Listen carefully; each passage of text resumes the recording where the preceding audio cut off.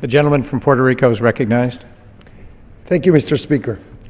I rise in strong support of H.R. 1726, a bill that would award the Congressional Gold Medal to the United States Army's 65th Infantry Regiment in recognition of its pioneering military service, devotion to duty, and many acts of valor in the face of adversity.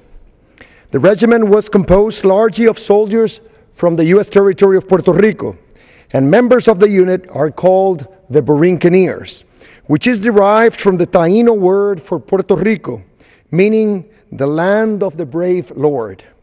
Since the term was first used over 60 years ago, coined by members of the regiment on their way to Korea, it has become synonymous with honor, courage, redemption, and pride. I want to begin by expressing my gratitude to Mr. Posey of Florida. Working with him on a bipartisan basis to move this bill forward has been a pleasure. I know that Congressman Posey, like me, feels a profound sense of responsibility to these veterans and their families. The surviving members of the regiment are in the twilight of their lives, and so we hope our colleagues in the House and in the Senate, acting on behalf of a grateful nation, will see fit to honor the Borinqueneers while these humble heroes still walk among us. Mr. Speaker, we are honored that the oldest living Borinqueneer, Don Leonardo Martinez, who's 96 years young, is here with us today. Of course, Congressman Posey and I are not on this mission alone. We're working shoulder to shoulder with an army of individuals and organizations from Puerto Rico and the States. These advocates have been inspired by the legacy of the regiment and are mindful of its special contribution to the tapestry of American life. Their campaign on behalf of the Borinqueneers has been exceptional.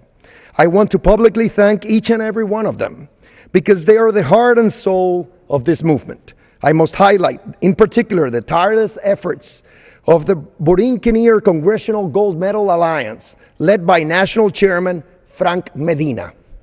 To place the achievements of the regiment in context, it is important to understand that for generations, from World War I, almost a century ago, to Afghanistan today, American citizens from Puerto Rico have built and maintained a rich record of military service. If you visit any U.S. military installation, you will see men and women from Puerto Rico fighting to keep this nation safe, strong, and free. They may speak English with an accent, like I do, but they're just as devoted to this country as their fellow soldiers, sailors, airmen, and Marines from the States. If you need proof, there is a frame on my office wall containing photographs of service members from Puerto Rico that have fallen since 9/11. Row after row of young faces, sometimes smiling and sometimes stern, usually posing in their dress uniforms against the backdrop of the American flag.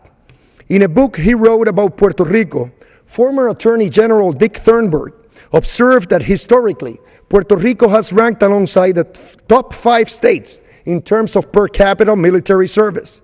In the foreword to that book, former President George H.W. Bush noted, quote, "This patriotic service and sacrifice of Americans from Puerto Rico touched me all the more deeply for the very fact that they have served with such devotion, even while denied a vote for the President and members of Congress who determine when, where, and how they're asked to defend our freedoms."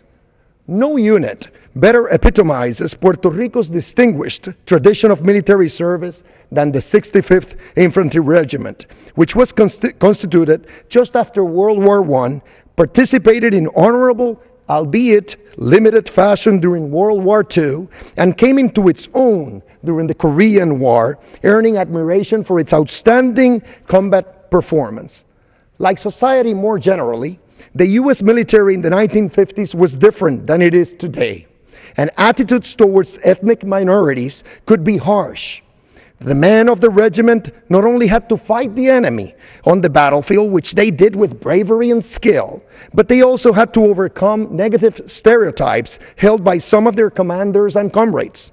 For example, Then Colonel William Harris, who commanded the regiment during the early stages of the Korean War, later recalled that he had been reluctant to assume command of the unit because of prejudice within the military, but that his experience eventually led him to regard the Borinqueneers, quote, the best damned soldiers that I had ever seen, end quote.